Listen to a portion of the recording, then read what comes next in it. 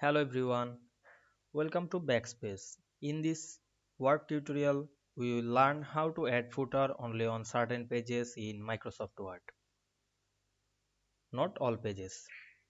If you want to different footers or custom pages numbers or want to hide the footer on the first page, this video will guide you through the entire process clearly and easily. So let's get started.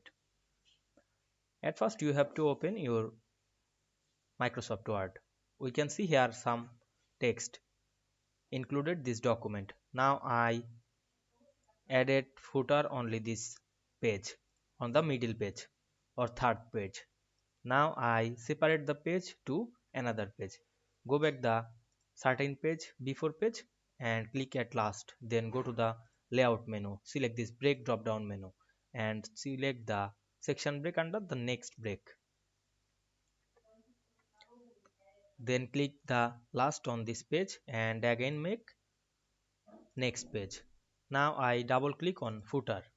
Otherwise you can go to footer on this insert option and click this footer option. Now I am go to footer on double click. Here we can see the first two page is section 1 and the third page is section 2 and last two page is section 3.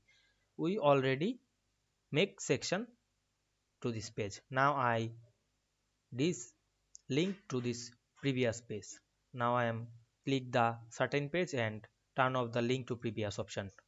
Then go to the next page and click turn off this link to previous. Now I am go back my targeted page when I added the footer. Now I am write footer on my certain page.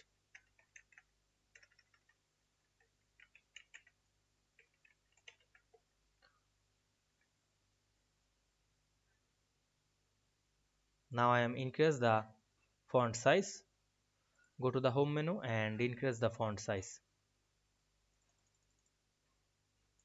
Otherwise you can make the all text uppercase, enable the caps lock and write again.